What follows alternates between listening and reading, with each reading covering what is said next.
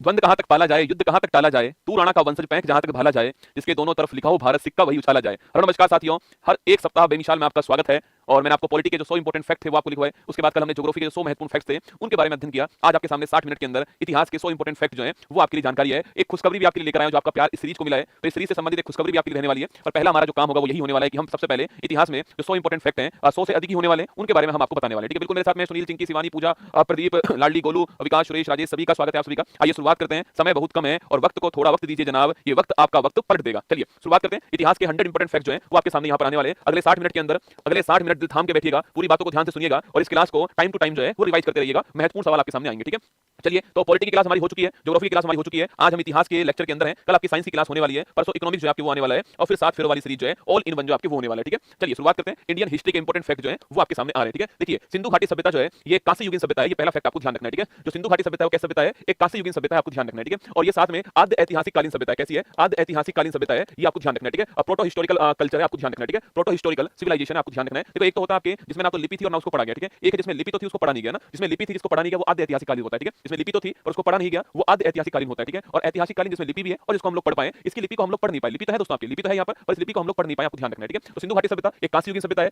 कांस्य से ये लोग परिचित थे और आद्य ऐतिहासिक कालीन सभ्यता है। सिंधु घाटी सभ्यता के लोग जो है लोहे से परिचित नहीं थे, आपको ध्यान रखना है। ठीक है, अब कुछ महत्वपूर्ण स्थल की बात करूं आपसे। हड़प्पा जो स्थल आप जानते हो इसलिए इसका नाम हड़प्पा सभ्यता भी है, पहला स्थल था आपके। इसकी खोज करने वाले कौन थे? दयाराम साहनी जो है 1921 में खोज करने वाले। हड़प्पा सभ्यता वर्तमान में पाकिस्तान के अंदर है और नदी कौन सी आपकी? रावी नदी के किनारे, आपको ध्यान रखना है। ठीक है, आगे बढ़िएगा। मोहनजोदड़ो पूछूं आपसे, सिंधु नदी ध्यान रखिएगा आप जो है, और खोज करने वाले कौन है? राखलदास बनर्जी खोज करने वाले। इन दोनों के खोज करता एग्जाम में पूछता है ना, तो राखलदास बनर्जी खोज करने वाले, आपको ध्यान रखना है। ठीक है, और लोथल नदी कहां पर है? अच्छा, मोहनजोदड़ो कहां पर आपके? इसको बोलते हैं मर्तबा टीला कहते हैं, पाकिस्तान के अंदर। कहां पर है? पाकिस्तान के अंदर है। और लोथल स्थान कहां पर? गुजरात के अंदर है। ये आप जानते हो क्या है आपकी? ये दोस्तों एक आपकी डॉकयार्ड है, आप जानते हो एक डॉकयार्ड है लोथल जो आपकी। और नदी कौन सी है? भोगवा नदी है। ये सवाल क्वेश्चन पूछा गया सवाल है कि जो लोथल है वो नदी कौन सी आपकी? तो लोथल की नदी कौन सी है? वो भोगवा नदी, आपको ध्यान रखना है। कहां पर? ये गुजरात के अंदर, आपको ध्यान रखना है। ठीक है, तो लोथल गुजरात के अंदर है और भोगवा नदी आपको ध्यान रखना है। और आपकी हड़प्पा सभ्यता का डॉकयार्ड है, ये भी सवाल आपसे पूछ सकता है। ठीक है, कालीबंगा पूछूं आपसे कहां पर दोस्तों? ये राजस्थान के अंदर। कहां पर है? कालीबंगा राजस्थान के अंदर है। नदी कौन सी है? घग्गर नदी, आपको ध्यान रखना है, राजस्थान के अंदर है। और खोज करने वाला कौन है? अमलानंद घोष खोज करने वाला। ठीक है, यहाँ पर किसके प्रमाण मिले हैं? जुते हुए खेत के प्रमाण जो है यहाँ पर मिले, आपको ध्यान रखना है। ठीक है, कालीबंगा नदी के ऊपर ना। आगे देखिए नेक्स्ट क्वेश्चन आपकी रोपड़ की बात करूं आपसे। रोपड़ कहां है दोस्तों? पंजाब के अंदर है। और रोपड़ पूछूं आपसे नदी कौन सी है? सतलुज नदी, आपको ध्यान रखना है। ठीक है, सवाल दोस्तों पूछा आपसे कोट दीजी कहां पर है? ये पाकिस्तान के अंदर। कहां पर है? कोट दीजी स्थान कहां पर है? ये पाकिस्तान के अंदर। ठीक है, अगला क्वेश्चन पूछे कालीबंगा का अर्थ क्या होता है? काले रंग की चूड़ियां होता है ना। चंदहुदड़ो पूछूं आपसे मनके बनाने का जो कारखाना है वो कहां पर मिला है? मनके बनाने का जो कारखाना है वो चंदहुदड़ो के अंदर मिला है और है कहां पर? पाकिस्तान के अंदर। ठीक है, तो चंदहुदड़ो पूछूं आपसे मनके बनाने का कारखाना ध्यान रखिए है कहां पर? पाकिस्तान के अंदर। ठीक है, और रंगपुर की दोस्तों बात करूं आपसे तो रंगपुर कहां पर? गुजरात के अंदर। कहां है? गुजरात के अंदर है। रंगपुर के अगर सवाल पूछूं आपसे यहाँ पर कि चावल के प्रमाण कहां पर मिले, तो चावल के जो प्रमाण है आपके वो रंगपुर के अंदर मिले, ध्यान रखिएगा। ठीक है, आलमगीरपुर महत्वपूर्ण सवाल है। हड़प्पा सभ्यता का सबसे पूर्वी जो क्षेत्र आपके वो कौन सा है? हड़प्पा सभ्यता का सबसे पूर्वी जो स्थान है वह कौन सा स्थान है? वो हो गया आपका आलमगीरपुर। कौन सा हो गया? आलमगीरपुर हो गया। है कहां पर दोस्तों आपकी? ये आपके उत्तर प्रदेश के अंदर। ठीक है, और नदी कौन सी है? हिंडन नदी, आपको ध्यान रखना है। ठीक है, अगर सवाल पूछे कि सिंधु घाटी सभ्यता का सबसे दक्षिणतम बिंदु कौन सा है, तो आपको ध्यान रखना है दक्षिणतम बिंदु कौन सा? देमाबाद। कौन सा है? देमाबाद है। और देमाबाद कहां पर है? महाराष्ट्र के अंदर है, ये आपको ध्यान रखना है। ठीक है, गोदावरी प्रवरा नदी, आपको ये भी ध्यान रखना है ना। तो पूर्वी स्थान हो गया उत्तर प्रदेश के अंदर, हिंडन नदी, आपको ध्यान रखना है ना। आगे देखिए नेक्स्ट क्वेश्चन है सुत्का बेटोर पूछूं आपसे, ये नदी कौन सी आपकी? दाक्ष नदी, आपको ध्यान रखना है। और ये भी कहां पर? बलूचिस्तान पाकिस्तान के अंदर, आपको नोट करना है। ठीक है, अगला क्वेश्चन आपसे बनावली पूछूं कहां पर है? ये हरियाणा के अंदर। ठीक है, तो बनावली कहां पर? हरियाणा के अंदर है, ये आपको ध्यान रखना है। ठीक है, धोलावीरा एग्जाम के लिए महत्वपूर्ण सवाल है। हड़प्पा सभ्यता का एकमात्र स्थान जो कि 3 भागों में बटा हुआ है, पश्चिम के अंदर बटा हुआ है, पूरब के अंदर बटा हुआ है और एक मध्य के अंदर बटा हुआ है। ठीक है, हड़प्पा सभ्यता का एकमात्र स्थान जो 3 भागों में डिवाइड है वो कौन सा है? वो हो गया आपका धोलावीरा। है कहां पर दोस्तों आपकी? ये आपके कहां पर है? तो ये राजस्थान के अंदर है, सॉरी आपके ये गुजरात के अंदर है। और अभी हाल ही में इसको 40वें नंबर का यूनेस्को विश्व धरोहर जो है ये घोषित किया गया, आपको ध्यान रखना है। ठीक है, तो धोलावीरा कहां पर है? धोलावीरा जो आपके वो गुजरात के अंदर, आपको एग्जाम में सवाल पूछ ले तो आपको ठीक करके आना है। ठीक है, आगे बढ़िए। भारतीय आर्कियोलॉजिकल सर्वे ऑफ इंडिया सवाल पूछूं आपसे, आर्कियोलॉजिकल सर्वे ऑफ इंडिया जो है इसकी स्थापना कब होती है? तो आर्कियोलॉजिकल सर्वे ऑफ इंडिया की स्थापना 1861 के अंदर होती है। संस्थापक का नाम क्या है? अलेक्जेंडर कनिंघम जो संस्थापक का नाम है। ठीक है, तो आर्कियोलॉजिकल सर्वे ऑफ इंडिया की स्थापना कब होती है? 1861 में होती है। और आपके अलेक्जेंडर कनिंघम जो ध्यान रखना ये इसके संस्थापक थे, आपको ध्यान रखना है। ठीक है, अगला क्वेश्चन दोस्तों आपके अगर पूछूं आपसे मोहनजोदड़ो पूछूं आपसे इसकी सबसे बड़ी इमारत कौन सी है? विशाल अन्नागार। सवाल पूछे कभी आपसे सबसे बड़ी इमारत कौन सी है? विशाल अन्नागार है। और यहाँ की जो कांसे की जो मूर्ति, कांसे की जो नर्तकी की मूर्ति है ये भी बड़ी फेमस है। सवाल पूछे कांसे की नर्तकी की मूर्ति कहां से मिली है? यहीं से मिली, आपको ध्यान रखना है। और सबसे बड़ी इमारत भी कौन सी आपकी? वो है आपके विशाल अन्नागार, भी आपको नोट करना है। ठीक है, अफगानिस्तान में सोर्तुगाई नामक स्थल से नहरों के अवशेष मिले। लगा विस्तार आपके अफगानिस्तान में सोर्तुगाई जो स्थान है यहाँ से नहरों के अवशेष मिले, आपको ध्यान रखना है। ठीक है, आगे देखिए सिंधु घाटी सभ्यता के कालीबंगा स्थल से भूकंप और जुते हुए खेत के प्रमाण मिले, आपको ध्यान रखना है। ठीक है, तो कालीबंगा स्थान से जुते हुए खेत के प्रमाण और भूकंप के प्रमाण आपके प्राप्त हुए। सिंधु घाटी सभ्यता की सबसे बड़ी विशेषता क्या है? इसकी अद्भुत नगर नियोजन व्यवस्था। ठीक है, सिंधु घाटी सभ्यता की सबसे बड़ी विशेषता क्या है आपकी? उसका जो नगर नियोजन है और जल निकासी सिस्टम जो है वो सबसे बड़ी व्यवस्था, आपको ध्यान रखना है। इसे भारत की पहली नगरी, भारत का पहला नगरीकरण पूछूं आपसे वो कहां पर हुआ था? वो यही आपके हड़प्पा सभ्यता। ठीक है, अच्छा भारत का सेकंड नगरीकरण कब हुआ था? आपके ये हुआ था कब? आपके ये हुआ था महाजनपद काल में। कब हुआ था? महाजनपद जो काल आपके वहां पर हुआ। ठीक है, तो पहला आपके हड़प्पा सभ्यता है और दूसरा कौन सा है? महाजनपद काल, आपको ध्यान रखना है। ठीक है। अगला क्वेश्चन देखिए, ऋग्वेद सबसे प्राचीनतम ग्रंथ है ना, ऋग्वेद जो है सबसे प्राचीनतम वेद, आपको ध्यान रखना है, ठीक है। और नदियों के नाम क्या थे आपके, तो झेलम नदी जो है इसका नाम क्या था, वितिस्ता इसका नाम था झेलम का, ठीक है। चेनाब नदी का नाम क्या था, अश्कनी जो है चेनाब का नाम था ना। व्यास का नाम क्या था, विपाशा या फिर जो विपाशा है ये व्यास का नाम था, ठीक है। रावी का नाम क्या है, परुष्णी रावी का नाम है, ठीक है। और सतलुज का पूछूं आपसे नाम क्या है, इसका नाम सतुद्री था, ठीक है। एग्जाम में सवाल वितिस्ता का पूछता है, अश्कनी का पूछता है, परुष्णी का पूछता है ना। तो झेलम को वितिस्ता कहते हैं, चेनाब को अश्कनी कहते हैं और रावी को परुष्णी कहते हैं। तीन आपको ध्यान रखना है। और वेदों के अंदर जो नदियों के नाम है उसमें वितिस्ता, अश्कनी और परुष्णी आपको ध्यान रखना है, ठीक है। आगे बढ़िए, सभा और समिति को अथर्ववेद में प्रजापति की दो पुत्रियों के नाम से जानते हैं, ठीक है। सभा और समिति को अथर्ववेद के अंदर प्रजापति की दो पुत्रियां कहा जाता है, ठीक है। ऋग्वेद के 7वें मंडल में, कुल मिलाकर मंडल कितने आपके 10 मंडल है, ठीक है। ऋग्वेद के 7वें मंडल में 10 राज्य युद्ध है उसका वर्णन किया गया, आपको ध्यान रखना है, ठीक है। और 9वें मंडल की बात करूं आपसे, वहां पर किस तरह से आपके वहां जो सोम देवता है इनका उल्लेख किया गया, ठीक है। और 10वां जो मंडल है इसके अंदर जो पुरुष सूक्त है आपके यहाँ पर 4 वर्णों का उल्लेख किया गया, आपको ध्यान रखना है, ठीक है। 7वें मंडल में 10 राज्य युद्ध का उल्लेख है। अच्छा दोस्तों, किस मंडल में गायत्री मंत्र का उल्लेख है, बताओ किस मंडल में गायत्री मंत्र का उल्लेख है। और आपको बताना है गायत्री मंत्र जो है वो किसको समर्पित है। ये दो क्वेश्चन आपके सामने, ठीक है। किस मंडल में गायत्री मंत्र का उल्लेख है, पहला क्वेश्चन, और गायत्री मंत्र किसको समर्पित है, दूसरा क्वेश्चन आपके सामने ना। आगे बढ़िए, नेक्स्ट क्वेश्चन आपके सामने। तो वेदों के जो ब्राह्मण ग्रंथ है ये भी सवाल आपसे पूछता है, ठीक है। जैसे कि अगर सवाल पूछूं आपसे, ऋग्वेद जो है इसका ब्राह्मण ग्रंथ का नाम क्या आपकी ऐतरेय जो है इसका ब्राह्मण ग्रंथ है, आपको ध्यान रखना है, ठीक है। वेदों की व्याख्या करने के लिए भी आपके इनको बनाया गया ना। अगला क्वेश्चन, हाँ तीसरे के अंदर उल्लेख, ठीक है। गायत्री मंत्र का उल्लेख कहां पर, थर्ड के अंदर है। और ध्यान रखना ये भगवान सूर्य, किसको, भगवान सूर्य जो है इनको समर्पित है, आपको ध्यान रखना है, ठीक है। तो गायत्री मंत्र भगवान सूर्य को समर्पित है, ध्यान रखिएगा ना। ऋग्वेद का ऐतरेय हो गया, सामवेद का पंचविश हो गया, ध्यान रखना। यजुर्वेद में दो है आपके, शुक्ल और कृष्ण हो गया आपके। तो शुक्ल जो है आपके शतपथ हो गया इसका, और कृष्ण का आपके तैतरेय हो गया, अथर्ववेद का गोपथ हो गया। ये महत्वपूर्ण क्वेश्चन है, ठीक है। ऋग्वेद का ब्राह्मण ग्रंथ कौन सा, ऐतरेय हो गया, ठीक है। सामवेद का पंचविश हो गया ना, शुक्ल यजुर्वेद का शतपथ हो गया, और कृष्ण का पूछो तैतरेय हो गया। और इसके अलावा जो है और अथर्ववेद का उल्लेख कहां पर, गोपथ है ना। तो अथर्ववेद कहां पर, गोपथ हो गया, आपको ध्यान रखना है, ठीक है। एग्जाम में सवाल बनता है, तैयार रहिएगा सवाल के लिए, ये सवाल आपके एग्जाम में पूछ सकते हैं आपसे, ठीक है। आगे देखिए दोस्तों, ऋग्वेद, सामवेद, यजुर्वेद को वेद त्रयी के नाम से जानते हैं, ठीक है। अथर्ववेद वेद त्रयी में शामिल नहीं है, ठीक है। अच्छा अगला सवाल दोस्तों आपके, जो ये वेद है आपके, इन वेद में जो मंत्रोच्चारण करने वाले होते हैं उन्हें बोलते हैं, जो पुजारी जो पुरोहित होते हैं उनके नाम अलग अलग होते हैं, ठीक है। ऋग्वेद में जो मंत्रों का उच्चारण करता है पुरोहित उसको होत्र कहते हैं, लगाना स्टार। ऋग्वेद के मंत्रों का उच्चारण करने वाले ऋषि या पुरोहित को क्या बोलते हैं, होत्र कहते हैं, क्या कहते हैं, होत्र कहते हैं, आपको ध्यान रखना है, ठीक है। 9वें मंडल में सोम देवता का उल्लेख हम पहले ही बात कर चुके हैं, ठीक है। वही दोस्तों आपके ऋग्वेद के बाद में अगर यजुर्वेद पूछूं आपसे, यहाँ पर कर्म कांडों का संपन्न करने वाला जो पुरोहित है उसको अथर्वयु कहते हैं, क्या बोलते हैं, अथर्वयु कहते हैं। और सामवेद में मंत्रों का उच्चारण करने वाले को उद्घाता कहते हैं। तीनों क्वेश्चन आपको ध्यान रखना है, ठीक है। तो ऋग्वेद में जो आपके पुरोहित है उसका नाम क्या है, ऋग्वेद में पुरोहित का नाम होत्र या फिर होता हो गया, ठीक है। सामवेद में जो पुरोहित है उसका नाम क्या, उद्घाता हो गया ना। यजुर्वेद में जो पुरोहित है उसका नाम क्या हो गया, उसका नाम आपके अथर्वयु हो गया, नोट करना।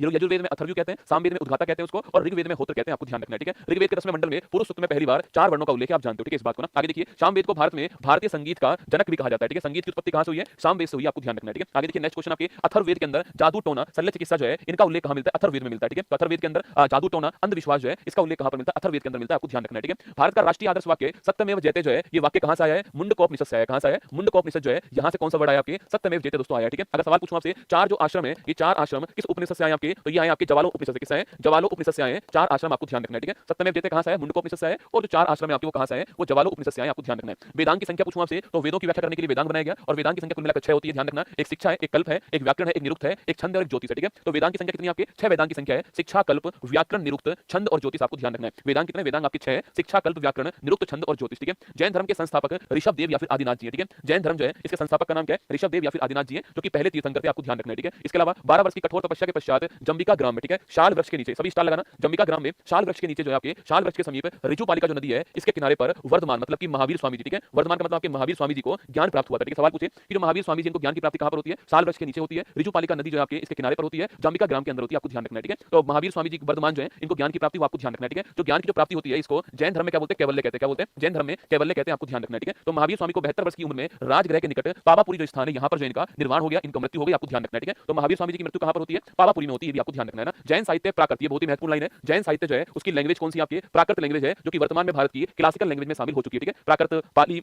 बौद्ध धर्म की पाली पढ़ाऊंगा आपको, तो प्राकृत पाली है, इसके अलावा और जो भी आपके शामिल हुई है, तो अभी जो है इनको क्लासिकल लैंग्वेज में शामिल किया, ठीक है। और जैन साहित्य को आगम कहते हैं, ठीक है। तो पहला क्वेश्चन, जैन साहित्य को आगम कहते हैं, और जैन साहित्य की जो लैंग्वेज है वो प्राकृत या फिर इसी को बोलते हैं अर्धमागधी कहते हैं, आपको ध्यान रखना है, ठीक है। स्टार लगाना महत्वपूर्ण क्वेश्चन है ना। महावीर स्वामी ने ब्रह्मचर्य को छोड़कर पंच महाव्रत धर्म को, ब्रह्मचर्य को जोड़कर पंच महाव्रत धर्म को प्रतिपादन किया, ठीक है। इससे पहले जो 23वें तीर्थंकर थे उनका नाम क्या था, उनका नाम था पार्श्वनाथ जी, ठीक है। इन्हें क्या बोलते हैं, इन्हें बोलते हैं आपके शापों का देवता कहते हैं, क्या बोलते हैं, शापों का देवता कहते हैं। इन्होंने दोस्तों आपके चार जो है नियम दिए थे आपके, कि अहिंसा करना है, सत्य बोलना है, इसके अलावा चोरी नहीं करना है, और इसके अलावा जो आपकी चोरी नहीं करना और अधिक धन जो है उसको आपको अपने पास संचित नहीं करना है, ठीक है। ये कहा था इसने ना। जबकि महावीर स्वामी जी ने एक जोड़ दिया, ब्रह्मचर्य जोड़ दिया, कुल मिलाकर पंच महाव्रत जो है वो महावीर स्वामी जी के द्वारा लाए गए, ठीक है। जैन ग्रंथ जो है कल्पसूत्र की रचना पूछूं से किसने की है, भद्रबाहु ने की, लिखना। जैन ग्रंथ कल्पसूत्र की रचना करने वाले कौन थे, भद्रबाहु रचना करने वाले, ठीक है। आगे देखिए, वैशाख पूर्णिमा पर सिद्धार्थ को ज्ञान प्राप्त हुआ, इन समय उनकी उम्र 35 वर्ष थी और आपके वो बुद्ध कहलाए, ठीक है। तो वैशाख पूर्णिमा वो तारीख है जब आपके भगवान बुद्ध को, महात्मा बुद्ध को पहली बात तो इनका जन्म इस तारीख को हुआ था, लुम्बिनी के अंदर आपके इनको बोध गया के अंदर ज्ञान की प्राप्ति होती है, और आपकी इनको कुशीनगर के अंदर जो है मोक्ष की प्राप्ति होती है, ठीक है। तो जन्म भी इसी तारीख को हुआ है, ज्ञान की प्राप्ति भी इसी तारीख को हुई है, और मोक्ष भी इसी तारीख को हुआ है, तीनों एक ही तारीख को है, वैशाख पूर्णिमा को। इसी वैशाख पूर्णिमा क्या बोलते हैं आपके, इसी वैशाख पूर्णिमा को बुद्ध पूर्णिमा कहते हैं, आपको ध्यान रखना है, ठीक है। आगे देखिएगा, गौतम बुद्ध ने अपना पहला उपदेश वाराणसी के समीप सारनाथ में दिया था और जो पहला उपदेश था इसी को हमने क्या नाम दिया, अभिधम्म चक्र नाम दिया। क्या नाम दिया है? अभिधम्म चक्र नाम दिया। आपको ध्यान रखना है, ठीक है। घर जो छोड़ने की जो घटना है उसको हमने क्या बोला, उसको हमने महाभिनिष्क्रमण कहा है, ठीक है। जो घर छोड़ने की जो घटना है उसको हमने महाभिनिष्क्रमण कहा है, और जो ज्ञान की जो प्राप्ति है उसको हमने क्या बोला, निर्वाण कहा है जनाब के, और जो मोक्ष की प्राप्ति है उसको हमने महापरिनिर्वाण कहा है। क्या कहा है? महापरिनिर्वाण कहा है। तो ज्ञान की प्राप्ति कहां, बोध ज्ञान होती है। मोक्ष कहां मिलता है? कुशीनगर में मिलता है। पहला जो आपकी उपदेश था वो कहां पर, अभिधम्म चक्र के अंदर दिया गया। पहला जो उपदेश था वो सारनाथ के अंदर दिया गया, और इसी को हम जो है धम्म चक्र प्रवर्तन कहते हैं। आपको ध्यान रखना है, ठीक है। गौतम बुद्ध की मृत्यु 483 ईस्वी में आपकी उत्तर प्रदेश में कुशीनगर में होती है। इसे महापरिनिर्वाण कहते हैं। क्या बोलते हैं? महापरिनिर्वाण कहते हैं। सर्वाधिक उपदेश कहां दिया? श्रावस्ती के अंदर, ठीक है। सर्वाधिक उपदेश श्रावस्ती में दिया। आपको ध्यान रखना है, ठीक है। बौद्ध धर्म के तीन रत्न कौन कौन से आपके, बुद्ध, धम्म और संघ जो है ये बौद्ध धर्म के आपके तीन रत्न हो गए, ठीक है। इसके अलावा दोस्तों आपके बौद्ध धर्म का जो ज्ञान है इसे त्रिपिटक के नाम से जानते हैं, जो कि कौन सी लैंग्वेज में आपके पाली भाषा के अंदर लिखा हुआ है, ठीक है। सुत्त पिटक हो गया, विनय पिटक हो गया, और एक आपके अभिधम्म पिटक हो गया ना। तो सुत्त पिटक, विनय पिटक, अभिधम्म पिटक, ये तीन पिटक है पाली भाषा के अंदर लिखे गए। आपको ध्यान रखना है, सुत्त पिटक, विनय पिटक, अभिधम्म पिटक। आपको ध्यान रखना है, ठीक है। आगे देखिए नेक्स्ट क्वेश्चन आपके, पहली जो बौद्ध संगति उसका टाइम क्या है, 483 ईसा पूर्व में पहली बौद्ध संगति होती है, ठीक है। कहां पर होती है? राजगृह, या फिर इसी को हम गिरिव्रज कहते हैं। क्या बोलते हैं? गिरिव्रज कहते हैं। तो राजगृह, गिरिव्रज, बिहार जो है यहाँ पर पहली बौद्ध संगति होती है, ठीक है। उस समय शासन किसका है? अजातशत्रु जो है शासन इसका था आपके, और अध्यक्ष किसको बनाया गया? महाकश्यप जो है इसको अध्यक्ष बनाया गया, ठीक है। तो पहला क्वेश्चन आपके कब होती है पहली बौद्ध संगति, कहां पर होती है, शासन किसका था उस समय आपके, और उस समय अध्यक्ष किसको बनाया गया? आपको ध्यान रखना है, ठीक है। 483 ईसा पूर्व में होती है, राजगृह में होती है, अजातशत्रु का शासन था उस समय आपके, और जो महाकश्यप है वो उसके अध्यक्ष थे, ठीक है। सेकंड जो बौद्ध संगति है वो 100 साल के बाद में 383 ईसा पूर्व में होती है। कहां पर? उस वैशाली के अंदर होती है, बिहार के अंदर। और कालाशोक जो आपके शासन उनका था आपके, शिशुनाग वंश आपके वंश आगे आने वाले, ठीक है। तो कालाशोक आपके ध्यान, कालाशोक शासन था आपके, और शवा करीम को जो है यहाँ पर अध्यक्ष बनाया गया सेकंड बौद्ध संगति में ना। तो सेकंड बौद्ध संगति वैशाली में, पहली कहां पर? पहली जो आपकी वो राजगृह में, ठीक है। तीसरी बौद्ध संगति की बात करूं आपसे, थोड़ा स्टार लगाना। तीसरी बौद्ध संगति जो है वो पाटलिपुत्र में होती है। कहां पर होती है? पाटलिपुत्र जो वर्तमान आपके पटना है यहाँ पर तीसरी बौद्ध संगति होती है, ठीक है। अच्छा सवाल पूछूं आप सोचो, पाटलिपुत्र जो है इसको बसाने वाले कौन थे, ठीक है। पाटलिपुत्र को बसाने वाले कौन थे, ये क्वेश्चन आपके सामने, ठीक है। और आगरा को बसाने वाले कौन है, ये क्वेश्चन आपके सामने ना। अच्छा शासनकाल पूछूं आपसे, सम्राट अशोक जो आपके वो शासन था उस समय, और अध्यक्ष कौन थे? मोगलीपुत्र जो है वो इसके अध्यक्ष थे, ठीक है। अच्छा सवाल पूछूं आपसे, जो सुत्त पिटक और जो विनय पिटक लिखना आपके, सुत्त पिटक और जो विनय पिटक है इन दोनों की स्थापना कब होती है? इन दोनों की जो स्थापना है वो पहली बौद्ध संगति के अंदर हो गई थी ना। सुत्त पिटक और विनय पिटक की स्थापना पहली बौद्ध संगति में होती है, और वहीं आपके जो अभिधम्म पिटक है इसकी स्थापना मोगलीपुत्र जो है वो तीसरी बौद्ध संगति जो यहाँ पर करते हैं। आपको ध्यान रखना है, ठीक है। तो मोगलीपुत्र अध्यक्ष थे इस समय, और पाटलिपुत्र के अंदर होती है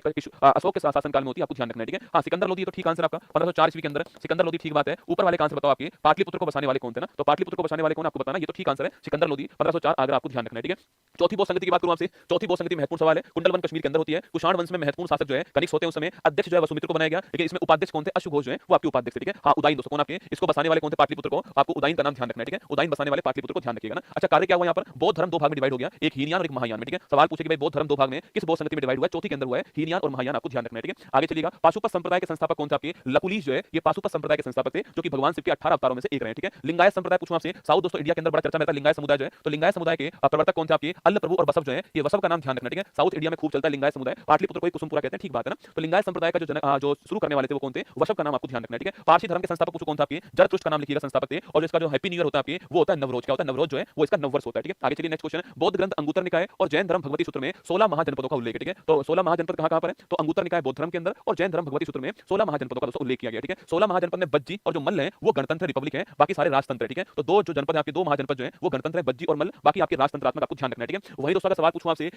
एकमात्र महाजनपद कौन सा है जो कि दोस्तों आपके जो कि साउथ इंडिया के अंदर आपके एकमात्र महाजनपद कौन सा है जो कि साउथ इंडिया के अंदर है? पहली बात तो किस नदी के किनारे पर स्थित है, उस महाजनपद का नाम क्या है और इसकी राजधानी क्या है? ये तीन क्वेश्चन आपके सामने यहाँ पर, ठीक है। देखिए महाजनपद काल को भारतीय इतिहास में द्वितीय नगरीकरण कहते हैं। पहला कौन सा? पहला तो आपके सिंधु घाटी सभ्यता पहला हो गया, आपको ध्यान रखना है, ठीक है। तो पहला कौन सा है? हड़प्पा सभ्यता हो गया। सेकंड कौन सा आपके? महाजनपद काल, और इसमें लोह का आविष्कार हुआ। किसका हुआ? लोहे का आविष्कार यहाँ पर हुआ है। वहां पर कांसा था, यहाँ पर कौन आपकी? यहाँ पर आपकी लोहा आ चुका है, ठीक है। सवाल मैंने पूछा आपसे, जनपद का नाम क्या? अशमक। क्या नाम है? अशमक महाजनपद का ध्यान रखिएगा। इस अशमक की राजधानी पूछो क्या आपके? तो पोटली या फिर पोतन जो है वो इसकी राजधानी होगी, ध्यान रखना। पोटली या पोतन इसकी राजधानी है। अशमक जो है आपकी, और नदी कौन सी है? गोदावरी नदी। आपको ध्यान रखना है, ठीक है। चलिए आगे चलिएगा। और दोस्तों आपके इस लाइन को छोड़ दीजिए। हर्यक वंश का वास्तविक संस्थापक कौन है? बिंबिसार, ठीक है। कभी सवाल पूछे आपसे कि मगध जो है आपकी, जो कि नदी कौन सी आपकी? मगध सोन नदी के ऊपर आप जानते हो। इस मगध पर शासन करने वाले वंश कौन कौन से थे आपके? तो इस पर शासन करने वाले वंश से हर्यक वंश, शिशुनाग वंश, नंद वंश और आपके मौर्य वंश, ठीक है। जो हर्यक वंश है इसके संस्थापक कौन थे? बिंबिसार जो है वो इसके संस्थापक थे, ठीक है। सवाल अगर आपसे ये पूछ ले कि जो बिंबिसार है इस बिंबिसार का एक अन्य नाम क्या है, ठीक है। बिंबिसार का एक अन्य नाम क्या आपको बताना है दोस्तों ना। दोस्तों ये हर्यक वंश जो आपकी इसको क्या बोलते हैं? इसको पितृहंता वंश कहते हैं। क्या बोलते हैं? इसी को पितृहंता वंश कहते हैं। यहाँ पर पिताओं की हत्या जो है वो चालू होती है, और बिंबिसार की हत्या करने वाले कौन थे? अजातशत्रु जो है, जिनके समय में पहली बौद्ध संगति होती है वो आपकी कौन थे? आपकी बिंबिसार की हत्या करने वाले। आपको ध्यान रखना है, ठीक है। सवाल दोस्तों मैंने आपसे अभी ये पूछा है कि जो हर्यक वंश है आपकी, इसमें जो बिंबिसार था इनका दोस्तों एक नाम होता है आपके श्रोणिक। क्या नाम था? इन्हें श्रोणिक भी कहते हैं। आपको ध्यान रखना है, ठीक है। इन्हें श्रोणिक के नाम से भी जानते हैं, ये भी सवाल आपसे पूछ सकता है, ठीक है। आगे देखिए, मौर्यकालीन स्रोतों में ब्राह्मण साहित्य में कौटिल्य का अर्थशास्त्र है आपके, और इसके अलावा विषाद दत्त का मुद्रा राक्षस जो है जासूसी ग्रंथ आपके महत्वपूर्ण है, ठीक है। तो कौटिल्य का अर्थशास्त्र है, और जो विषाद दत्त उसका कौन सा है? मुद्रा राक्षस। आपको ध्यान रखना है, ठीक है। और राजतरंगिणी भारत का पहला ऐतिहासिक ग्रंथ माना जाता है। इसके रचयिता कल्हण थे, ठीक है। तो कल्हण ने किसकी स्थापना करी? राजतरंगिणी की। और कश्मीर का इतिहास कहां पर? कश्मीर का इतिहास जो है वो राजतरंगिणी पुस्तक के अंदर, ठीक है। इंडिका की बात करूं आपसे, आपकी इंडिका लिखना, इंडिका पुस्तक किसने लिखी है? मेगास्थनीज ने लिखी। आपको ध्यान रखना है, ठीक है। आगे देखिए नेक्स्ट क्वेश्चन आपके सामने, चंद्रगुप्त मौर्य ने चाणक्य की सहायता से अंतिम नंद शासक घनानंद को पराजित किया था और मौर्य वंश की स्थापना की। तो मौर्य वंश की स्थापना करने वाले कौन थे? चंद्रगुप्त मौर्य थे, ठीक है। आगे देखिए नेक्स्ट क्वेश्चन आपके, ये अंतिम आपके कौन थे? आपके घनानंद को उन्होंने हरा दिया था और मौर्य वंश के संस्थापक थे। आपको ध्यान रखना है, ठीक है। चंद्रगुप्त मौर्य के समय सौराष्ट्र के गवर्नर, ये बड़ी महत्वपूर्ण लाइन आपके, सौराष्ट्र के गवर्नर ने गुजरात के अंदर जो है एक झील का निर्माण करवाया था। आपके गवर्नर का नाम क्या है? पुष्यगुप्त वैश्य जो है ये गवर्नर का नाम है, ठीक है। और झील का नाम क्या है? सुदर्शन झील नाम है गुजरात के अंदर, ठीक है। बड़ी महत्वपूर्ण क्वेश्चन है। पहली बात तो किस झील का निर्माण करवाया? सुदर्शन झील का निर्माण करवाया, ठीक है। सेकंड क्वेश्चन किसने करवाया? पुष्यगुप्त वैश्य ने करवाया, ठीक है। पुष्यगुप्त वैश्य कौन था? सौराष्ट्र का गवर्नर था, आपको ध्यान रखना है, ठीक है। ये सवाल आपके एग्जाम में बन सकता है ना। अशोक का वास्तविक राज्य सेवा के 269 ईसा पूर्व में हुआ। अच्छा, इसने कलिंग का युद्ध लड़ा, कब लड़ा? आपके कलिंग का वार 261 ईस्वी जो है ये लड़ा गया, आपको ध्यान रखना है, ठीक है। अगला क्वेश्चन आपके कलिंग का, दोस्तों कलिंग के युद्ध के बाद में इसने किसकी नीति को अपना लिया? आपके इसने धम्मचक्र की जो नीति है उसको अपना लिया, और क्योंकि इस आपके युद्ध के अंदर इसका उल्लेख 13वें अभिलेख में किया गया है, और इस आपके युद्ध में इसने बहुत सारा नरसंहार किया था, जीनोसाइड किया था, आपको ध्यान रखना है, ठीक है। तो कलिंग युद्ध की बात करूं आपसे 261 ईसा पूर्व, आपको ध्यान रखना है। अगला क्वेश्चन इसके बाद में 13वां अभिलेख में आपको इसका उल्लेख किया गया था, नरसंहार इसमें बहुत बड़ी मात्रा में हुआ। इसके बाद में उन्होंने आपके धम्मचक्र की नीति को अपना लिया, आपको ध्यान रखना है, ठीक है। आगे देखिए अशोक के, ये बहुत ही दोस्तों बढ़िया लाइन है। जब भी सवाल पूछता है ना कि अशोक के अभिलेखों की खोज करने वाला कौन था, तो पहला ऑप्शन होता है जेम्स प्रिंसेप। हमें लगता है जो अशोक के अभिलेख हैं उसकी खोज करने वाले भी कौन थे? जेम्स प्रिंसेप थे, नहीं रसगुल्ला। अशोक के अभिलेखों की खोज करने वाला पूछूं आपसे, वो कौन था? आपके वो था पेंथलर। कौन था? 1750 ईस्वी में टी पेंथलर ने अशोक के जो अभिलेख हैं उनकी खोज की, ठीक है। अभिलेखों का अध्ययन करता है आपके एपिग्राफी कहलाता है, ठीक है। आप जो अभिलेख हैं उनका जो अध्ययन होता है उसे बोलते हैं एपिग्राफी, ठीक है। तो मैंने कहा अशोक के जो अभिलेख हैं उनका जो सबसे पहले खोज करने वाले कौन थे? टी पेंथलर का नाम आपको ध्यान रखना है, ठीक है। और कौन सा अभिलेख था? दिल्ली मेरठ स्तंभ लेख जो है इसकी खोज की, आपको ध्यान रखना है, ठीक है। लेकिन अशोक के अभिलेख को पढ़ने वाले कौन थे पहले? वो जेम्स प्रिंसेप थे। कब की बात है?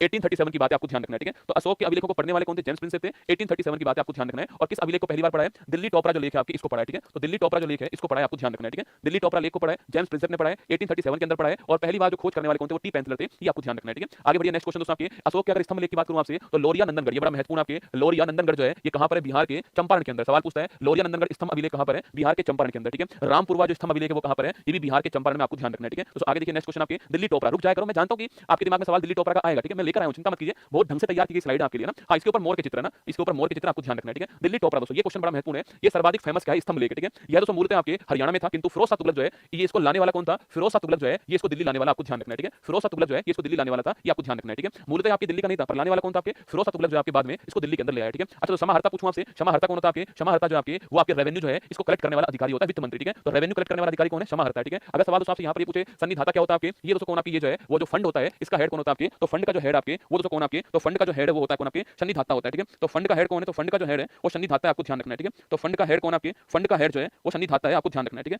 फंड का हेड कौन आपके? वो सन्निधाता है, आपको ध्यान रखना है, ठीक है। तो फंड का हेड कौन सा रसगुल्ला? तो फंड का जो हेड आपके वो ध्यान रखिए कौन है? तो फंड का जो हेड है वो सन्निधाता, आपको ध्यान रखना है ना। लक्षणाध्यक्ष, मुद्रा व टकसाल का जो अध्यक्ष है वो कौन आपके? वो लक्षणाध्यक्ष है ना। मुद्रा और टकसाल का जो अध्यक्ष है वो लक्षणाध्यक्ष होता है, ये भी आपको ध्यान है। और रूप दर्शक जो है आपके वो अधिकारी मुद्रा आपका परीक्षण करने वाला होता है, ठीक है। सातवाहन की बात करूं तो आपके सातवाहन जो वंश है, इस सातवाहन वंश के संस्थापक कौन है? सिमुक, कौन है? सिमुक है ना। तो सातवाहन वंश के संस्थापक कौन है? सिमुक है, ये आपको नोट करना है, ठीक है। अगला क्वेश्चन आपके सिमुक ने राजधानी किसको बनाया? सातवाहन वंश की राजधानी कौन सी? प्रतिष्ठान, लगाओ स्टार। सातवाहन वंश की राजधानी कौन सी है? प्रतिष्ठान इसकी राजधानी है। तो सातवाहन वंश के सिमुक संस्थापक है, आपको ध्यान रखना है। और प्रतिष्ठान जो है इसकी राजधानी, ये भी आपको ध्यान रखना है, ठीक है। आगे देखिए सातवाहन काल में शासन का मातृसत्तात्मक दोस्तों ना, ये आपके महत्वपूर्ण क्वेश्चन है। सातवाहन जो वंश दोस्तों आपके यहाँ पर जो राजा हुए उन्होंने माता का नाम आगे लगाया गौतमी पुत्र सात करने को ना आपके, तो जो माता का जो नाम है आपके वो आगे लगाया हुआ है, आपको ध्यान रखना है, ठीक है। तो सातवाहन जो वंश है ये मातृसत्तात्मक ढांचा था, ये आपको ध्यान रखना है, ठीक है। कुषाण वंश पूछूं आपसे, इसके संस्थापक कौन थे? कुजुल कड़फिसस जो है इसके फाउंडर थे ना। तो कुषाण वंश के संस्थापक कौन है? कुजुल कड़फिसस जो है ये इसके संस्थापक है, आपको ध्यान रखना है, ठीक है। कनिष्क ने अपनी राजधानी पुरुषपुर या फिर पेशावर को बनाया था। मथुरा इनके राज्य की दूसरी राजधानी, ठीक है। तो मथुरा कुषाण वंश पूछूं आपसे, पहली बात तो सोने के सिक्के जारी करने वाला वंश आपके कुषाण वंश है। कनिष्क आपके बड़ा फेमस था यहाँ पर आपके, इसकी राजधानी पुरुषपुर या फिर पेशावर थी। मथुरा इसके राज्य की दूसरी राजधानी, आपको ध्यान रखना है। आगे देखिए गांधार कला शैली दोस्तों ना, मूर्ति बनाने की शैली होती है, गांधार शैली होती है, मथुरा शैली होती है, मूर्ति बनाने की शैली होती है। तो सवाल पूछे कि कुषाण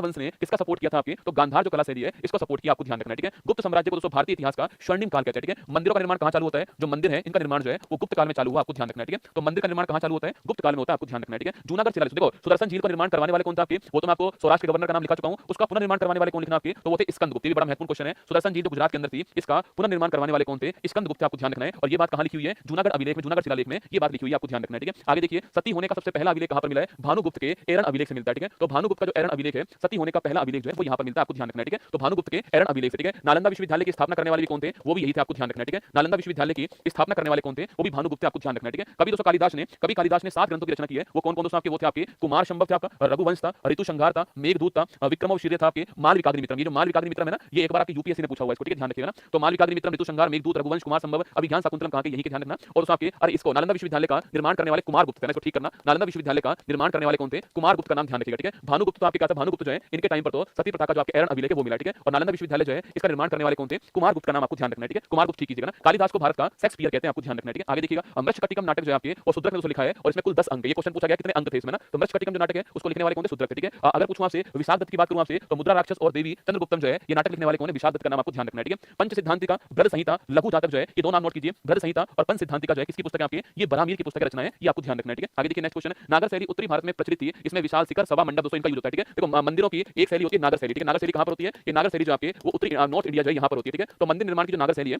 वो जो नॉर्थ इंडिया है वहां पर होती है, आपको ध्यान रखना है, ठीक है। तो मंदिर निर्माण की जो नागर शैली है वो उत्तरी भारत में होती है, और कुछ दोस्तों ऐसे मंदिर जो आपके ऐसे मंदिर हमारे यहाँ पर उत्तरी आपके जो इंडिया वहां बनते हैं, और इसमें बीच में आपके गर्भगृह होता है, ये आप जान जानते हो, ठीक है। इसमें शिखर होते हैं, गर्भगृह होते हैं, ये आपको ध्यान रखना है, ठीक है। वहीं दोस्तों साउथ इंडिया जो है, यहाँ पर जो शैली होती है वो होती है आपकी द्रविड़ शैली, ठीक है। यहाँ पर दोस्तों मंदिर जो आपके वो पिरामिड नुमा बनते हैं। कैसे बनते हैं? पिरामिड नुमा मंदिर बनते हैं, आपको ध्यान रखना है, ठीक है। तो साउथ इंडिया के अंदर द्रविड़ शैली है और पिरामिड नुमा मंदिर यहाँ पर बनते हैं। विशाल गोपुरम, मंदिर के बाहर जो दरवाजा होता है उसे बोलते हैं गोपुरम, ठीक है। प्रवेश द्वार जो है उसे गोपुरम कहते हैं। द्रविड़ शैली यहाँ पर होती है और इन दोनों के बीच में शैली कौन सी? वेसर शैली। कौन सी है? वेसर शैली इनके बीच में होती है। होयलेश्वर के मंदिर आपने सुने होंगे, वो किस शैली में बने हुए हैं? वेसर शैली में बने हुए हैं, आपको ध्यान रखना है, ठीक है। आगे देखिए नेक्स्ट क्वेश्चन है, अजंता की गुफाएं महाराष्ट्र के औरंगाबाद, इसका नया नाम क्या हो चुका है? इसका नया नाम जो है वो संभाजी नगर हो चुका है। तो महाराष्ट्र के औरंगाबाद या फिर संभाजी नगर में कौन है? अजंता की गुफाएं, आपको ध्यान रखना है। 1983 के अंदर इनको यूनेस्को में शामिल किया गया, आपको ध्यान रखना है। इसमें कुल 29 गुफाएं हैं। गुफा नंबर 16 में मरनासन राजकुमारी का चित्र आपके और गुफा नंबर 17 में चित्रशाला जो है इसका उल्लेख है, ठीक है। तो गुफा नंबर 16 में मरनासन राजकुमारी और गुफा नंबर 17 के अंदर चित्रशाला का उल्लेख है। 1983 में हमने इसको यूनेस्को की वर्ल्ड हेरिटेज साइट के अंदर शामिल किया, आपको ध्यान रखना है, ठीक है। अहोल आपके जो अभिलेख है इसकी रचना पुलकेशिन सेकंड ने की आपके और उसके टाइम पर जरवारी कौन था? आपके रवि कीर्ति, आपको ध्यान रखना है, ठीक है। तो आप पुलकेशिन सेकंड को जानते होंगे। हर्षवर्धन को हराने वाले कौन थे? हर्षवर्धन को जो हराने वाले थे वो पुलकेशिन सेकंड ही थे। अहोल अभिलेख की रचना इनके टाइम पर होती है, ध्यान रखना। और रवि कीर्ति का नाम भी आपको ध्यान रखना है, ठीक है। सिंह विष्णु के दरबार में महान विद्वान दोस्तों भारवी हुए, ठीक है। और भारवी की पुस्तक का नाम क्या? आपके किरातार जूनियम भावनी, भारवी की पुस्तक का नाम है। और दरबार किसका? सिंह विष्णु का दरबार, आपको ध्यान रखना है, ठीक है। तो सिंह विष्णु के दरबार में भारवी विद्वान हुए, किरातार जूनियम जैन की पुस्तक का नाम है, ग्रंथ का नाम है, आपको ध्यान रखना है, ठीक है। देखो नरसिंह वर्मन दोस्तों फर्स्ट, ठीक है। ये आपके वंश कौन सा? ये वंश आपके कौन सा हो गया? ये वंश आपका पल्लव वंश हो गया, ठीक है। और पल्लव वंश जो आपके पल्लव वंश हो गया, इस पल्लव वंश में अच्छा पल्लव वंश के संस्थापक कौन है ये आपको बताना है, ठीक है। पल्लव वंश के संस्थापक कौन है क्वेश्चन आपके लिए, ठीक है। और पल्लव वंश में एक नरसिंह वर्मन फर्स्ट शासक हुए, इन्होंने महाबलीपुरम तमिलनाडु के अंदर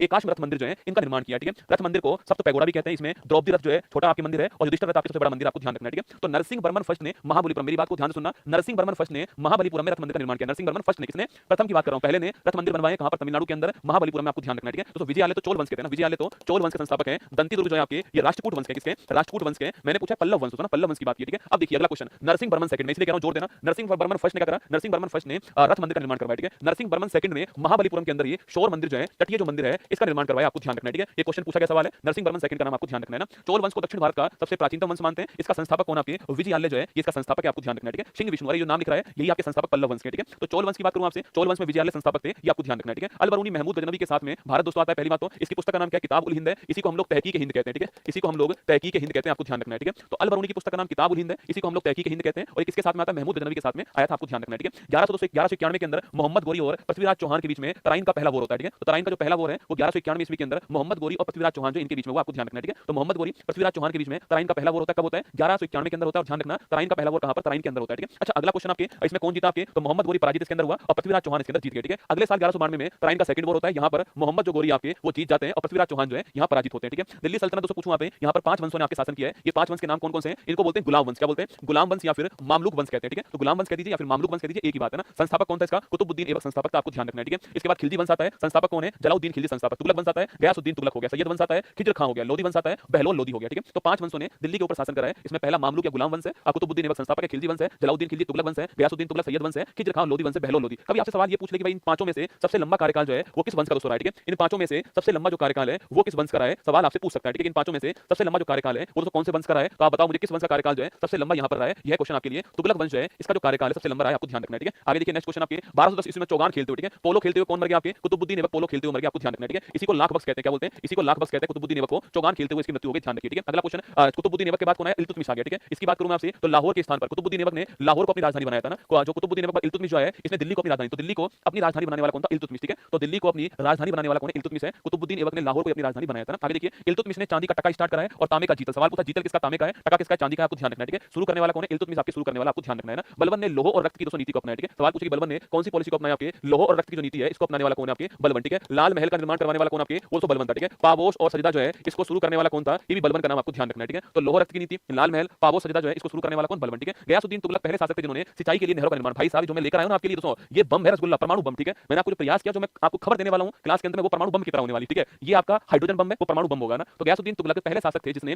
सिंचाई के लिए नहरों का निर्माण की बात की, ठीक है। मोहम्मद बिन तुगलक, इनके बाद कौन सा? आपके जोना खां या फिर मोहम्मद बिन तुगलक आते हैं। इन्होंने दीवान ए अमीर, कोई बड़ा महत्वपूर्ण सवाल है कि भाई सवाल पूछे कि कृषि के विस्तार के लिए दीवान ए अमीर कोई की स्थापना करने वाला कौन है? वो मोहम्मद बिन तुगलक का नाम, आपको ध्यान रखना है, ठीक है। सवाल दोस्तों आपसे यहाँ पर ये भी पूछ ले कि जो मोहम्मद बिन तुगलक है इसने अपनी राजधानी किसको बना दिया? आपके दौलताबाद जो है इसको अपनी राजधानी बनाया, आपको ध्यान रखना है, ठीक है। आगे देखिए नेक्स्ट क्वेश्चन आपके सामने, पानीपत का पहला वॉर कब होता है? 1526 के अंदर होता है और बाबर के साथ में आपकी होता है, ठीक है। बाबर और इब्राहिम लोदी के बीच में पानीपत का पहला वॉर होता है, आपको ध्यान रखना। तो पानीपत का पहला वॉर आपके बाबर और इब्राहिम लोदी के बीच होता है, आप जानते हो, ठीक है। अच्छा अगला क्वेश्चन, पानीपत का सेकंड वॉर कब होता है? आपके 56 के अंदर होता है, ठीक है। और पानीपत का थर्ड वॉर कब होता है? 1761 के अंदर होता है, आपको ध्यान रखना है ना। तो पानीपत के तीनों वॉर की डेट जो है आपको ध्यान होनी चाहिए, ठीक है। आगे देखिए कुब्बत उल इस्लाम मस्जिद तथा 2.5 दिन का झोपड़ा, इसका निर्माण करवाने वाला कौन है? ऐबक, ठीक है। तो कुब्बत उल इस्लाम मस्जिद जो है ये जो आपकी कुतुब मीनार जो है उसके पैरों के अंदर, ये दिल्ली के अंदर, और 2.5 दिन का झोपड़ा कहां पर? अजमेर राजस्थान के अंदर, ठीक है। ऐबक ने इसका निर्माण करवाया था ना। विजयनगर साम्राज्य की स्थापना करने वाले कौन थे? हरिहर बुक्का जो है विजयनगर की स्थापना करने वाले, और विजयनगर की राजधानी क्या है? हम्पी इसकी राजधानी, आपको ध्यान रखना है, ठीक है। कृष्णदेव रॉय विजयनगर के एक महत्वपूर्ण शासक कौन है? कृष्णदेव रॉय ना। कृष्णदेव रॉय ने तेलुगु भाषा में, सवाल पूछा गया है कि जो आमुक्त मान्यता ग्रंथ है आपकी, इसकी लैंग्वेज कौन सी है? इसकी लैंग्वेज आपकी तेलुगु भाषा, ठीक है। तो कृष्णदेव रॉय ने तेलुगु भाषा का प्रसिद्ध प्रसिद्ध ग्रंथ आमुक्त माल्यदा लिखा था और संस्कृत में जाम्बती कल्याणम, ठीक है। तो दो ग्रंथ हैं इनके, जाम्बती कल्याणम और आमुक्त माल्यदा। जाम्बती कल्याणम संस्कृत के अंदर है और ये तेलुगु के अंदर है और इनके दरबार में अष्टदिग्गज थे। कौन थे? इनके दरबार में अष्टदिग्गज का नाम आपको ध्यान रखना है ना। खानवा की लड़ाई 1527 के अंदर होती है, बाबर और राणा संगा के बीच में होती है। राणा संगा इसमें हार गए। खानवा आप जानते हो भरतपुर के पास में है, राजस्थान के अंदर, ठीक है। सर टॉमस और कैप्टन हॉकिंस 1608 में आपके जहांगीर के समय आपके भारत में दोस्तों आते हैं, ठीक है। तो कैप्टन हॉकिंस आपके 1608 ईस्वी के अंदर आपके जहांगीर के समय जो भारत में आया था, ये आपको ध्यान रखना है, ठीक है। आगे देखिए, नूरजहां ने आगरा में अपने पिता के लिए, ठीक है, स्टार लगाना, एतमा उद्दौला का मकबरा, ठीक है, अपने पिता के लिए नूरजहां जो है इसने अपने पिता के लिए आगरा के अंदर एतमा उद्दौला का मकबरा बनाया और यहाँ पर शैली कौन सी यूज की? आपके पित्राधुरा शैली जो है इसका यूज किया, आपको ध्यान रखना है, ठीक है। तो नूरजहां ने आगरा में, ठीक है, तो नूरजहां ने आगरा में अपने पिता एतमा उद्दौला का मकबरा बनवाया, ध्यान रखना, और आपके पित्राधुरा शैली जो है इसका यूज कर आपको ध्यान रखना है, ठीक है। मनसबदारी प्रथा को शुरू करने वाला कौन? अकबर था। 1575 में मनसबदारी को स्टार्ट किया गया, आपको ध्यान रखना है, ठीक है। तो मनसबदारी प्रथा को शुरू करने वाला अकबर है और 1575 में इसको स्टार्ट किया, आपको ध्यान रखना है ना। पुरंदर की संधि 1665 में महाराजा जयसिंह और शिवाजी के बीच होती है, ठीक है। छत्रपति शिवाजी महाराज लिखना, छत्रपति शिवाजी महाराज जो है इनके बीच में आपके पुरंदर की संधि कब होती है? 1665 में होती है, आपको ध्यान रखना है, ठीक है। इनके दरबार में कौन थे? अष्टप्रधान कौन थे? इनके दरबार में अष्टप्रधान थे और पेशवा जो है आपके, जो कि प्रधानमंत्री थे, आपके ध्यान रखना, ठीक है। सुमंत जो है आपके वो विदेश मंत्री थे, ये पोस्ट भी आपको ध्यान रखनी है, ठीक है। तो अष्टप्रधान किसके दरबार में? छत्रपति शिवाजी महाराज के दरबार में और 1665 में संधि होती है, ये आपको ध्यान रखना है, ठीक है। चौथ और सरदेशमुखी जो आपके मराठा जो है आपके ये वसूलते थे, ठीक है। पहली बार चौथ पूछूं आपसे, ये 1/4 हिस्सा है, सरदेशमुखी जो आपके वो 1/10 है, ठीक है। सरदेशमुखी किसके पास गया है? सरदेशमुखी जो आपके और छत्रपति जो महाराज इनके पास जाता है, ठीक है। और जो चौथ है आपके वो किसके पास जाता है? चौथ जो है जो मराठा जो राजा थे उनके पास जाता है। आसपास के जो राज्य हैं उनको सुरक्षा प्रदान करने के लिए चौथ सरदेशमुखी जो है वो वसूलते थे, आपको ध्यान रखना है, ठीक है। तो ये आपका 100 क्वेश्चन जो है वो एंशिएंट हिस्ट्री और आपका जो मिडाइवल हिस्ट्री है इसके 100 क्वेश्चन आपके सामने, ठीक है। मैंने आपसे 1 घंटा कहा था पर मैंने आपको लगभग 50 मिनट के अंदर जो है इसको निपटा दिया, ठीक है। क्योंकि एक्चुअली में जो आपकी मॉडर्न हिस्ट्री है ना, इसको मुझे एक अलग से क्लास में पढ़ाना पड़ेगा, ठीक है। तो हिस्ट्री में एक क्लास और होगी मॉडर्न हिस्ट्री की ना, तो इतिहास में एक क्लास आपकी और होने वाली कौन सी? मॉडर्न हिस्ट्री की, ठीक है। तो इतिहास में एक क्लास आपके आधुनिक इतिहास की अलग से होने वाली है। संभाजी कौन थे? आप तो आप जान चुके हैं संभाजी कौन है। शिवाजी महाराज जो है इन्हीं के बेटे कौन थे? आपके संभाजी महाराज थे, आप जानते हो, ठीक है। तो मॉडर्न हिस्ट्री की एक क्लास आपकी और लेने वाला हूं अलग से। 100 क्वेश्चन करा चुका हूं, अब आपको लगे नहीं लगे वो अलग बात है, पर आप काउंट कर लेना। 100 फैक्ट जो है वो आपको मैं लिखा चुका हूं, ठीक है। 50 पेज हो चुके हैं, 50 पेज हो चुके हैं और एक पेज में 2 से कम है नहीं दोस्तों आपके, किसी में 3 है, किसी में 3 देखो आपके, तो एक पेज में 3 से कम नहीं है, 50 पेज हो चुके हैं, मतलब कि 100 से ऊपर क्वेश्चन तो आपके 100% हो चुके हैं। एक इतिहास की क्लास आपकी अलग से लेने वाला हूं मैं आपके, जो आपकी मॉडर्न हिस्ट्री क्लास होने वाली है उसको मैंने अलग कर दिया, ठीक है। एक सूचना आपके लिए आगरा वालों के लिए ये है कि 22 तारीख को आगरा में सेमिनार होने जा रहा है। 22 तारीख को मैं खुद आ रहा हूं आपसे आगरा मिलने के लिए, 10 बजे सेमिनार होगा। ये क्यूआर कोड यहां पे लगा हुआ है, ऊपर आपको लिंक मिल जाएगा। अपनी सीट आज ही पक्की कर लेना भाई साहब, कल का वेट मत करना, कल हो सकता है नंबर ही ना आए आपका। इसकी क्षमता 900 की है और 500 प्लस बच्चे आपके इसमें हो चुके हैं, ठीक है। इसलिए मैं आपको बता रहा हूं कि अभी जो है एक फॉर्म है आपकी, 20 रुपए उसका शुल्क भर करके उस फॉर्म को पूरा फिलअप कर दीजिएगा और अपनी सीट पक्की कर लीजिएगा। और 22 तारीख को 22 मार्च को सुबह 10 बजे आपसे मुलाकात होगी आगरा के अंदर। आगरा में आपसे मुलाकात होने वाली है, हमारे यहाँ के शहर आगरा के अंदर। ये क्यूआर कोड यहाँ पर दिया गया, ठीक है। अब आगरा में पहला आगरा के अंदर, उसके बाद देखते हैं आगे कहाँ पर जाएंगे। पर अब 22 मार्च को आगरा के अंदर आपसे मुलाकात होगी। तो आगरा के जितने भी स्टूडेंट्स हैं उनसे यही कहूंगा कि इस अपना फॉर्म को भर लीजिएगा और तैयार रहिएगा नागिन डांस करने के लिए। आगरा के अंदर जो है मंजिल ने हौसलों से कहा तेरे बस की बात नहीं, हौसलों ने मंजिल की आंखों में आंखें डाल के बोला चल छुट्टी, तेरी इतनी औकात नहीं। तो ये पहली और क्लास आपके सामने समाप्त होती है, इतिहास की क्लास, और हम 14 मिलियन के पास पहुंचने वाले हैं। मैं चाहता हूं कि जब हम आगरा पहुंचे तो वहां 14 मिलियन का केक काटें आप सभी के साथ में। तो अभी तक आपने सब्सक्राइब नहीं किया उसका तो कर लीजिएगा, 14 मिलियन के हम बहुत पास पहुंच चुके हैं। आपका प्यार ही सबसे बड़ी ताकत है मेरी। अकेला खड़ा हूं इस चैनल के ऊपर और देखिए अकेला ही चल रहा हूं आपके सामने ना, मतलब मैं 2.5 मिलियन पर इस चैनल पर आया था, तब से आपको महसूस होगी एक बात कि इस चैनल के ऊपर अकेला मैं ही इसको खींच के ले जा रहा हूं, अकेला मैं ही इस पे क्लास लेता हूं, सिंगल मैं खड़ा हूं आपके सामने। पर मैं अपनी तरफ से पूरा प्रयास करता हूं आप सभी के लिए, चाहे करंट अफेयर्स हो चाहे स्टैटिक हो। आजकल मैंने 2-4 प्रयास और स्टार्ट करें। कम्युनिटी पोस्ट चेक किया करो आप लोग, जो बेहतरीन कम्युनिटी पोस्ट आपको मिलेंगी। यूट्यूब पे वीडियो चेक किया करो, उत्कर्ष में कट वीडियो डालता हूं मैं आपके। कल मैंने डाली थी आपके महत्वपूर्ण संविधान संशोधन सेकंड डाली मैंने, आज डाली है भारत के पड़ोसी देश की सीमाएं और विवाद डाल दिया। कल एक और नई आने वाली आपके सामने वीडियो, डेली एक वीडियो 2, 4, 5, 7 मिनट की आती है, उसको देखा करो आप जो है। और कम्युनिटी पोस्ट पर एक कंटेंट में डालने लग गया हूं, उसको भी देखा करो आप लोग ना। सब आपके लिए कर रहा हूं, मेहनत आपके लिए कर रहा हूं और ये वाली क्लास भी आपके लिए जारी है। एक सूचना शनिवार को आपको दूंगा, तैयार रहना कि अगले जो वीक है उसका प्लान क्या रहने वाला है, ठीक है। अगले वीक का प्लान क्या रहेगा शनिवार को आपको सूचना दे दूंगा। बाकी ध्यान रखना अपना, ऑल द बेस्ट आपको। आगरा वाले अपना फॉर्म भर लेना, ऊपर फॉर्म है, आज ही अभी फॉर्म अपना फिलअप करके रख दीजिएगा और निश्चिंत होकर के 22 तारीख को सुबह 10 बजे आपको आना है। जय हिंद, थैंक यू।